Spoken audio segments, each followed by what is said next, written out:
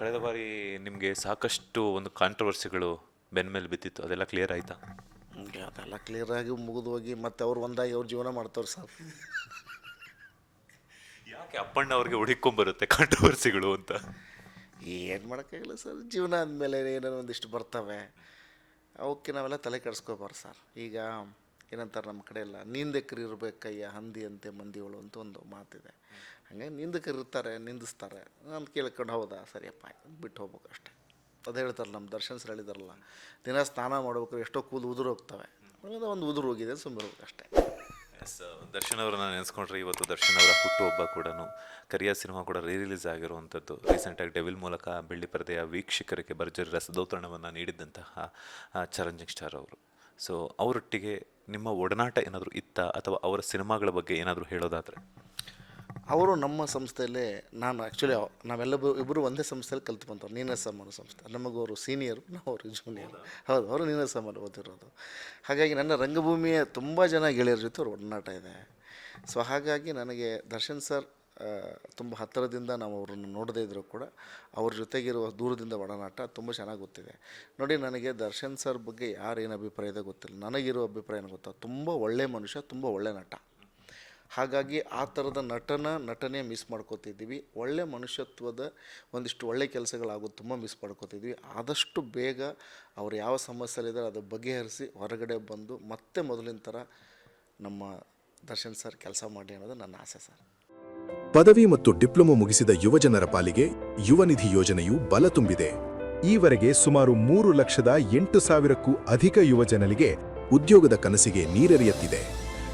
ಕೌಶಲ್ಯ ವೃದ್ಧಿ, ಉದ್ಯೋಗ ಹುಡುಕಿಕೊಳ್ಳಲು ಹೊಸ ಆಶಾವಾದದ ಆತ್ಮಸ್ಥೈರ್ಯ ಬಿತ್ತುತ್ತಿದೆ. ನಾವು ನುಡಿದಂತೆ ನಡೆದಿದ್ದೇವೆ, ನಿಮ್ಮ ಪ್ರೀತಿ ವಿಶ್ವಾಸವನ್ನ ಉಳಿಸಿಕೊಂಡಿದ್ದೇವೆ. ಗ್ಯಾರಂಟಿ ಸರ್ಕಾರಕ್ಕೆ 1000 ದಿನಗಳು, ನನಸಾಗಿದೆ ಕೋಟಿ ಕನಸುಗಳು. ಹೊರಗಡೆ ಇದ್ದರೆ ಸಾಕಷ್ಟು ಕಲಾವಿದರಿಗಾಗಿರ್ಬೋದು, ಟೆಕ್ನಿಷಿಯನ್ಸ್ಗಾಗಿರ್ಬೋದು, ಸಾಕಷ್ಟು ಬದುಕು ಕಟ್ಕೊಳ್ಳೋದಕ್ಕೆ ಒಂದು ದಾರಿ ಆಗುತ್ತೆ ಅಂತ ಹೇಳ್ಬಿಟ್ಟಿದೆ. ಅದಾದ ನಂತರ ಇನ್ನೇನು 2-3 ತಿಂಗಳಲ್ಲೇ ರಿಲೀಸ್ ಆಗ್ತಾರೆ ಅನ್ನುವಂತಹ ಒಂದು ಮಾತು ಕೂಡ ಸಾಕಷ್ಟು ಸೋಷಿಯಲ್ ಮೀಡಿಯಾದಲ್ಲಿ ಸದ್ದು ಮಾಡ್ತಾ ಇರುವಂಥದ್ದು. ಸೊ ಏನು ಅನಿಸುತ್ತೆ ಅಂತ ಸರ್? ದಯವಿಟ್ಟು ಅದು ಅದು ಹಂಗೆ ಆಗಿಬಿಡಲಿ ಅಂತ ನಾವು ಕಾಯ್ತಾಯಿದ್ದೀವಿ ಸರ್. ಬೇಗ ಅವ್ರು ಹೊರಗಡೆ ಬರಲಿ. ಯಾಕಂದರೆ ಹತ್ತತ್ರ 2 ವರ್ಷ ಆಯ್ತು ಸರ್. ಅವರು ತಮ್ಮ 2 ಹುಟ್ಟುಹಬ್ಬಗಳನ್ನು ಜೈಲಲ್ಲೇ ಆಚರಿಸ್ಕೊಂಡ್ಬಿಟ್ಟಿದ್ದಾರೆ. ಯಾಕಂದರೆ ಇದನ್ನು ಯಾವ ಅಭಿಮಾನಿನೂ ಎಕ್ಸ್ಪೆಕ್ಟ್ ಮಾಡಲ್ಲ, ಇದನ್ನು ನಿರೀಕ್ಷೆ ಮಾಡಲ್ಲ. ಸೊ ಹೊರಗಡೆ ಬರಬೇಕು ಅಂತಿದೆ. ಸೊ ಹಾಗಾಗಿ ಆದಷ್ಟು ಬೇಗ ಅವರು ಹೊರಗಡೆ ಬಂದು ಮೊದಲಿನ ಥರ ಮತ್ತೆ ಸಿನಿಮಾ ಮಾಡೋದ್ರ ಜೊತೆಗೆ ಅವರು ನಂಬಿರುವಂಥ ಎಷ್ಟೋ ಜನ ಕಲಾವಿದರು, ಟೆಕ್ನಿಷಿಯನ್ಸ್ ಇದಲ್ಲ, ಅವರೆಲ್ಲರಿಗೂ ಊಟ ಹಾಕಲಿ, ಮತ್ತೆ ಅನ್ನ ಹಾಕುವಂಥ ಕೈ ಒಂದು ಎತ್ತಿಡೀಲಿ ಅಂತ ನಾನು ಕಾಯ್ತೀನಿ ಸರ್. ಅವರೊಟ್ಟಿಗೆ ಆ್ಯಕ್ಟ್ ಮಾಡುವಂತಹ ಚಾನ್ಸ್ ಸಿಕ್ಕಿದ್ರೆ ಅಪ್ಪಣ್ಣ ಅವ್ರಿಗೆ ಎಷ್ಟು ಖುಷಿ ಆಗುತ್ತೆ ಅಂತ ಆ್ಯಕ್ಚುಲಿ ಬಂದಿತ್ತು ನನಗೆ. ಹಾಂ, ಈ ಹಿಂದೆ ಆವಾಗ ಲಾಕ್ಡೌನ್ ಆಯಿತು ಅನ್ನೋ ಕಾರಣ ನಾನು ಪೈಲ್ವಾನ್ ಮುಗಿಸಿದೆ. ಪೈಲ್ವಾನ್ ರಿಲೀಸ್ ಆಗಿ ಸ್ವಲ್ಪ ದಿವಸಕ್ಕೆ ನನಗೆ ಒಂದು ಆಫರ್ ಬಂತು ದೊಡ್ಡ ಸಿನಿಮಾದಲ್ಲೇ. ಅದಾದ ಮೇಲೆ ಲಾಕ್ಡೌನ್ ಆಗ್ಬಿಡ್ತು. ಸೊ ಹಾಗಾಗಿ ಮತ್ತೆ ಆ ಪಾತ್ರಗಳು ಬೇರೆ ಬೇರೆ ಯಾರ್ಯಾರು ಮಾಡಬೇಕಾಗಿ ಎಲ್ಲ ಮುಗಿದು ಹೋಯಿತು. ಬಟ್ ಮುಂದಿನ ದಿನಗಳಲ್ಲಿ ಮತ್ತೆ ಅವ್ರು ಬಂದು ಬ್ಯಾಕ್ ಟು ಪೆವಿಲಿಯನ್ ಅಂತಾರಲ್ಲ, ಹಾಗೆ ಅವ್ರು ಬಂದು ಮತ್ತೆ ಅವ್ರು ವಾಪಸ್ಸು ಕೆಲಸಕ್ಕೆ ಶುರು ಮಾಡಿದ್ರೆ ಅಂಥ ಒಂದು ಅವಕಾಶ ಬಂದರೆ ಸರ್ ಖಂಡಿತ ಮಾಡ್ತೀನಿ ಸರ್. ಯಾಕೆ ಅಂಥ ಒಬ್ಬ ನಟನ ಜೊತೆ ಯಾರು ಸರ್ ಇಡೀ ಕರ್ನಾಟಕದಲ್ಲಿ ಎಲ್ಲ ಕಲಾವಿದರು ಕಾಯ್ತಿದ್ದಾರೆ. ಅವ್ರ ಅಭಿಮಾನಿಗಳು ಸಣ್ಣದಾಗ ಸುಮ್ಮನೆ ಹಿಂದ್ಗಡೆ ಬಂದರೆ ಸಾಕು ಅಂತಾರೆ. ಈಗ ಯಾವ ಸಿನಿಮಾ ಅಂತ ಕೇಳಬಹುದು?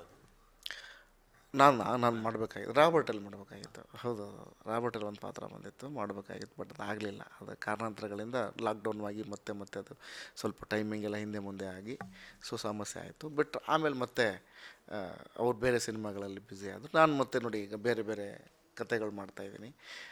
ಈಗ ತಾನೇ ಇವ್ರದ್ದು AP ಅರ್ಜುನ್ ಸರ್ ಲಕ್ಷ್ಮೀಪುತ್ರ ಮುಗಿಸಿದ್ದೀವಿ. ಅದಾದಮೇಲೆ ನೆಕ್ಸ್ಟು ಪುಷ್ಕರ್ ಮಲ್ಲಿಕಾರ್ಜುನ್ ಸರ್ ಮತ್ತು ನರಸಿಂಹ ಗೋಪಾಲ್ ಅವರ ಕಾಂಬಿನೇಷನಲ್ಲಿ ಒಂದು ವೇತಾಳ ಅಂತ ಒಂದು ಸಿನಿಮಾ ಮಾಡ್ತಾಯಿದ್ದೀವಿ. ಉತ್ತರ ಕರ್ನಾಟಕದಲ್ಲಿ ಶೂಟ್ ನಡೀತಾ ಇದೆ. ಒಂದು 20 ದಿವಸ ಮಾಡಿದೆ, ಸ್ವಲ್ಪ ಮೊನ್ನೆ ಕೈ ಫ್ರ್ಯಾಕ್ಚರ್ ಆಗಿ ಈಗ ಮತ್ತೆ ನಿಂತು ಮತ್ತೆ ಶುರು ಆಗ್ತಾಯಿದೆ. ಆ ಸಿನಿಮಾ ನಡೀತಾ ಇದೆ. ಆಮೇಲೆ ನಾನು ಒಂದು ಉತ್ತರ ಕರ್ನಾಟಕ ಕತೆ ಬರಿತಾ ಇದ್ದೀನಿ, ದೇವದಾಸಿಯರ ಬಗ್ಗೆ.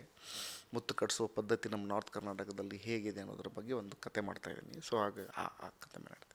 ತರುಣ್ ಸುಧೀರ್ ಸರ್ ಎಷ್ಟು ಟೆಕ್ನಿಕಲ್ ಆಗಿ ಯೋಚನೆ ಮಾಡ್ತಾರೆ, ಎಷ್ಟು ಫ್ಯೂಚರಿಸ್ಟಿಕ್ ಆಗಿ ಯೋಚನೆ ಮಾಡ್ತಾರೆ ಅಂತ ನಿಮಗೆ ಗೊತ್ತಿದೆ. ಅವರ ಪ್ರೊಡಕ್ಷನ್ ಹೌಸಲ್ಲಿ ಕೆಲಸ ಮಾಡಿದಂತಹ ಅನುಭವ ಹೇಗಿತ್ತು ಅಂತ ರಾಕ್ಷಸದಲ್ಲಿ? ಅದೇ, ನನಗೆ ತರುಣ್ ಸರ್ ತುಂಬ ಹಳಬರು ಪರಿಚಯಲ್ಲಿ, ಪ್ರೊಡಕ್ಷನ್ ತುಂಬ ಹೊಸದು ನನಗೆ. ಹಾಗಾಗಿ ಅದು ಹೇಳಿದ್ದೆ ನಿಮಗೆ, ರಾಬರ್ಟಿಗೆ ಮಿಸ್ ಆಯಿತು, ಇದೀಗ ನನಗೊಂದು ಅವಕಾಶ ಸಿಕ್ತು. ಹಾಗಾಗಿ ನಾನು ಅವತ್ತೇ ಮಾಡಬೇಕಾಗಿತ್ತು, ಬಟ್ ಇವತ್ತು ನಂಗೆ ಸಿಕ್ಕಿದ್ದು. ಮತ್ತು ತರುಣ್ ಸರ್ ಕತೆಗಳಿದಾವಲ್ಲ ಆಯ್ಕೆ ಮಾಡ್ಕೊಳ್ಳೋದು ತುಂಬ ಇಂಟ್ರೆಸ್ಟಿಂಗ್ ಆಗಿರುತ್ತೆ. ಮತ್ತು ಅವ್ರು ಯಾವಾಗಲೂ ಹೊಸದಕ್ಕೆ ತಮ್ಮನ್ನು ತಾವು ಒಡ್ಕೊಳ್ತಾರೆ, ಪ್ರಯೋಗಕ್ಕೆ ಕೈ ಹಾಕ್ತಾರೆ.